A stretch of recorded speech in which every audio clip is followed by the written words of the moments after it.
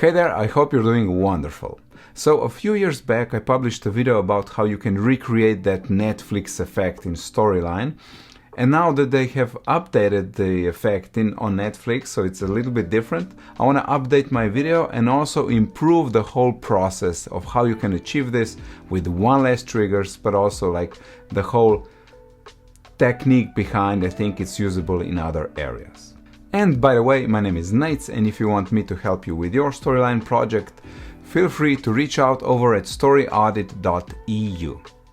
Right, now let's continue with the button. We have the button here, and previous effect was like a color going over the button, but now like everything changes.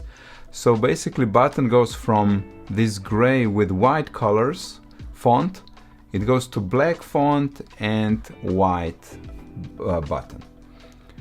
And it has a nice wipe animation, so we can just put button over a button and add the animation here, so from left. And let's do it for about 3 seconds, or maybe 4. We're so adventurous today. Okay, 4 seconds.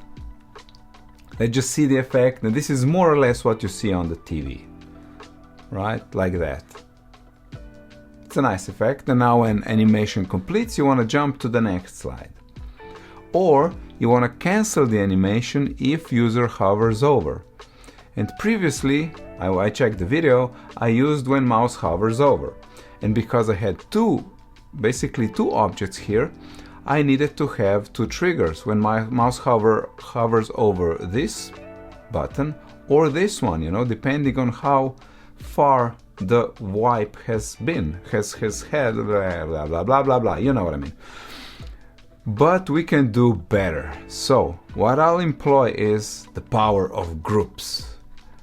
So I'll create a group, and I will add to our base buttons, you know, so rectangle 1, I will add the state hover, which I see I already have because I have prepared for this video. But the thing about the hover button here is the state. It's more or less the same, and if you don't believe me, let me do it right now. So delete, copy, normal, hover, boom, add, done. So we have the hover state. Also I think rectangle 2 has it, but we don't want it here. Here this is just the normal wipe. So we have the normal state, and the rectangle 1 has the hover state. And it's the same design, because we don't care about the design of the button, we care about that it has the hover state, which we can use in order to trigger things. So because it's a group, when you hover over, all of the objects in the group switch to the hover state. So we'll use that information so we can always know that we have the hover, and it doesn't matter which object is being hovered. This guy will switch to the hover state. And when that happens, we want the wipe to disappear because we want to cancel that action. So we're going to say change the state of rectangle 2 to state hidden when state of rectangle 1 is hover. So this one becomes hover because we have a group and it doesn't matter where the user hovers, and rectangle 2 will become hidden. So you see, just one trigger. In the previous video we had 2, and of course it's not a lot, but the whole approach is different. So quickly hover and it disappears. So replay, you know, I can hover here, I can hover here. Again, it triggers immediately because that's the state that it's switching to. And for the user, they don't know what's going on, they just see that it cancels it out, and it doesn't matter that the normal and the hover state are the same. And now we want to add some triggers. So when animation completes, we want to jump to the next slide, and of course if we click the button, it will jump to the next slide.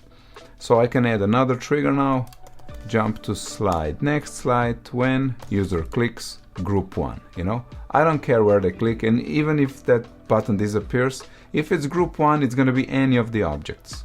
So that's one trigger, and copy paste, and then the other we can say when animation completes, not group 1 but rectangle 2, entrance, because that's the entrance animation.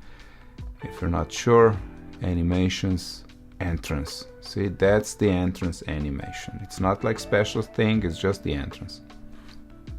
And now I have another slide ready, so it jumps there, and we can be sure that everything works. So I'll just wait for it to jump automatically. Bam! I'll go back, and you know, like, I want to cancel, I want to read something, and then click continue. Bam! I'm here again. So it's not a huge difference, but I think knowing this functionality in the groups, you know, gives you more power to use this across other different things that you might come across in Storyline. Alright, thank you for staying with me, have a great day, and I'll see you in the next video.